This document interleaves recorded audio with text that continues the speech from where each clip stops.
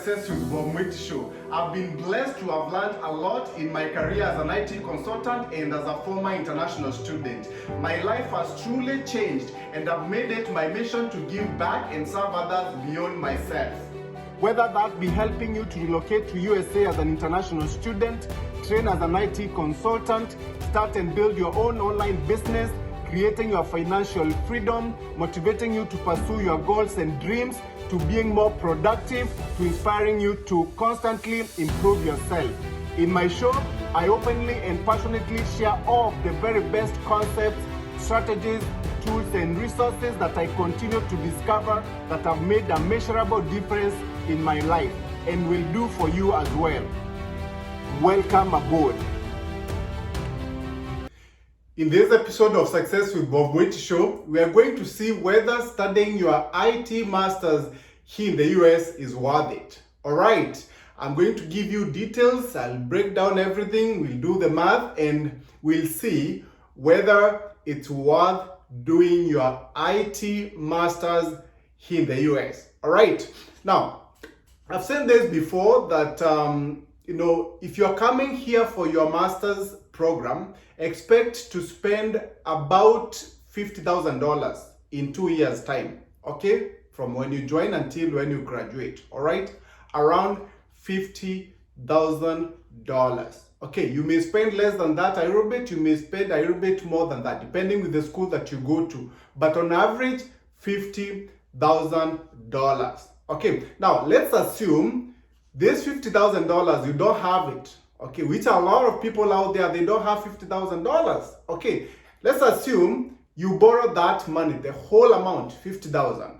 If you take a loan of about $50,000 as unsecured international student loan, most likely your interest rate will be around 11.5% per annum. Okay, so that's the average that I've taken. Okay, at the worst, okay, at the worst scenario, all right, 11.5%. Now, if you take 50,000 at 11.5% interest rate, and that loan is supposed to be paid within 10 years, usually that's the range, okay, that's the period that you're supposed to repay the loan, 10 years, okay. If you are repaying 10 years and at 11.5%, total amount that you will have paid after 10 years is $84,357. Okay, $84,357 after 10 years. Okay, now your monthly payment. Okay, now if you take an unsecured international student loan, you'll start paying 6 months after you graduate. Okay, so you're given a 6-month grace period. Okay, so after that, you should be able to be in a job somewhere and start, working and start repaying the loan. So the payment amount is $703. $703. Okay. Now, on average, and this calculation is based on what I used to earn myself as a consultant, as an IT consultant. I've shared with you this before, that I came to the US as a master's student, and then after I graduated and I couldn't find a job, I got trained as an Oracle systems analyst. Okay, and that time when I was working, the first year, I made an average $60,000 per year. Okay, let's assume you're gonna make the same amount of money, $60,000. Okay, $60,000 per year. All right. Now, if you're making $60,000 per year, per month, it's about $5,000. What would be your net income after taxes? Okay. Now, assuming maybe you live in Florida like me, your net income would be $4,086 a month. Okay, $4,086 a month after taxes. Okay, now, how much are you left with when you take out all your expenses?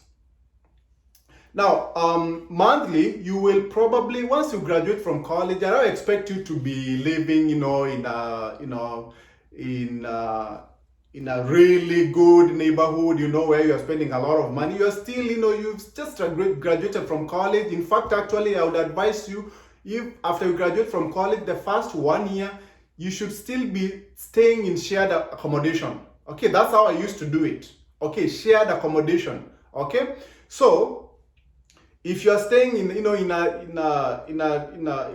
just okay neighborhood, you're gonna be paying rent, and your living expenses should not be more than $1,500.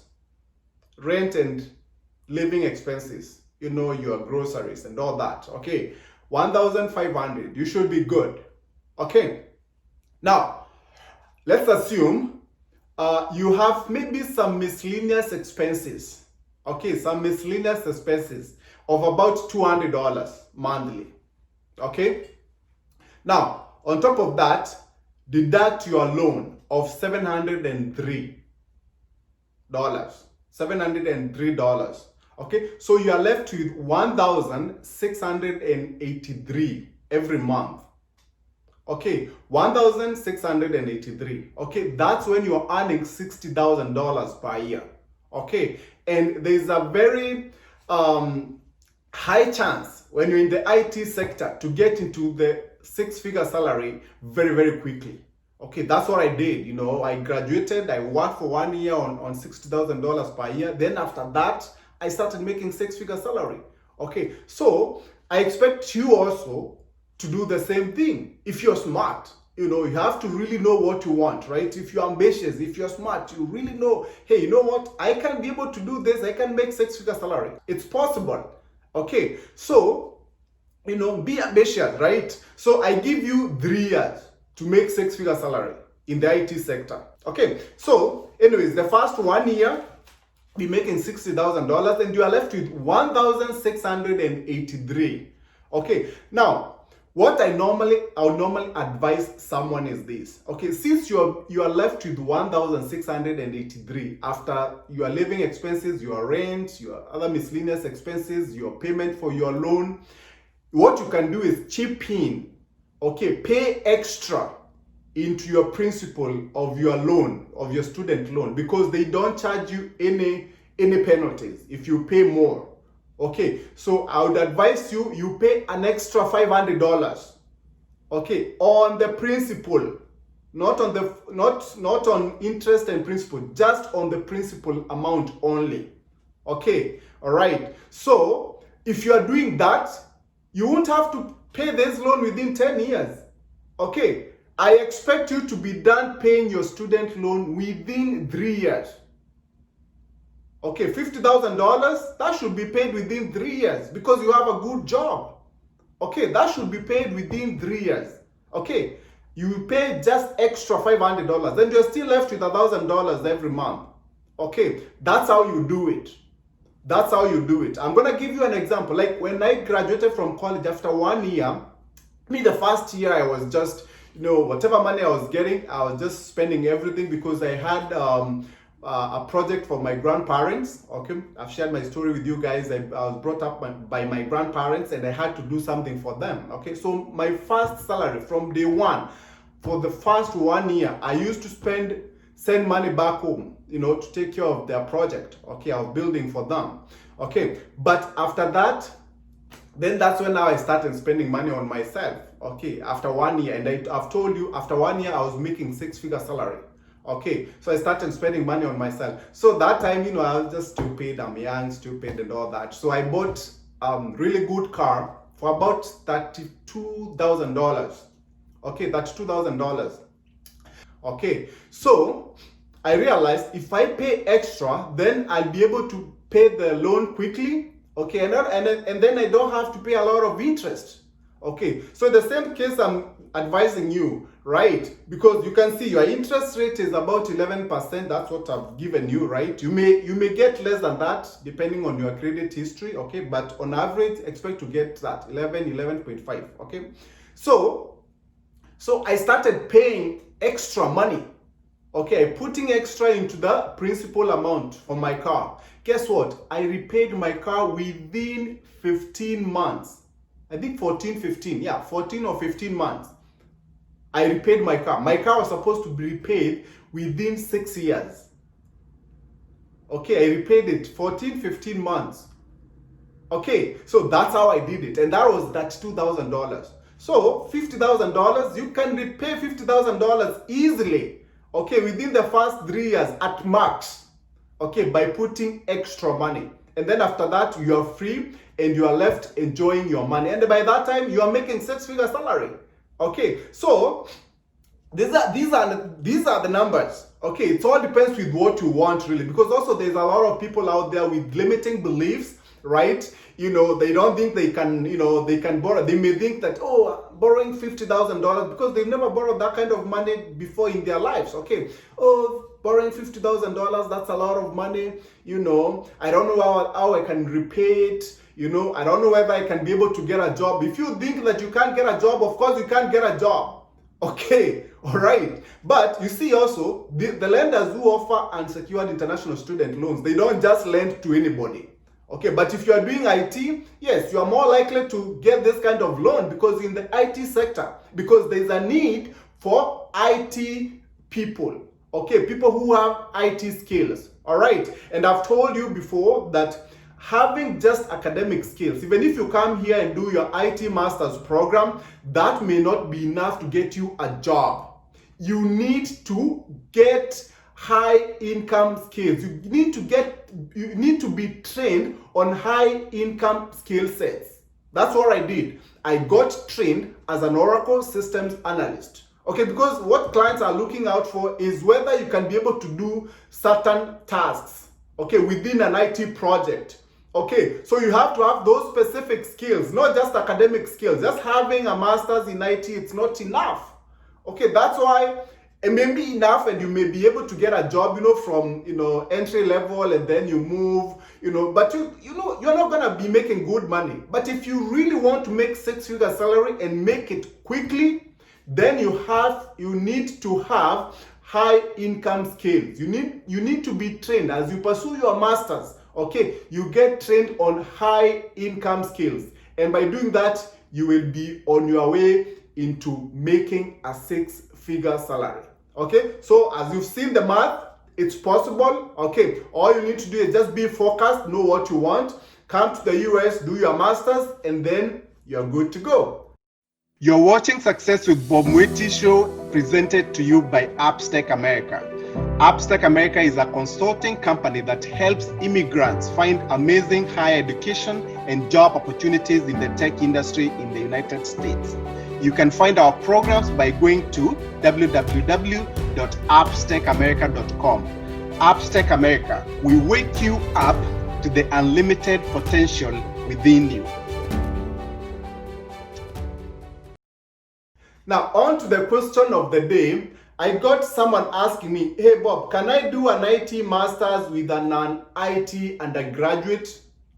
Answer to that question is yes, you can do an IT master's with an undergraduate that is not related to IT.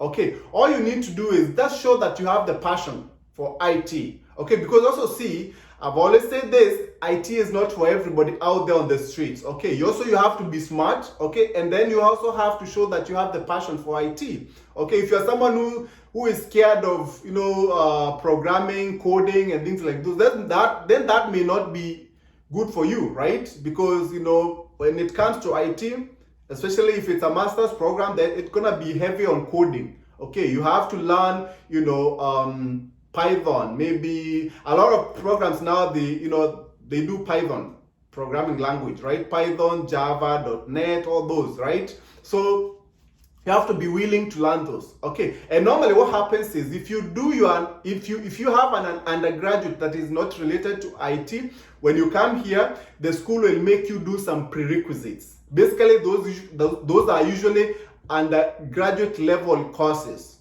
and they can cost you a lot of money. Okay, up to maybe even $10,000. Okay, like for up to 3 courses. Okay, so what I would advise you to do is don't wait until you're here to do the prerequisites. No. Okay, enroll into some online courses. There's a lot of them out there.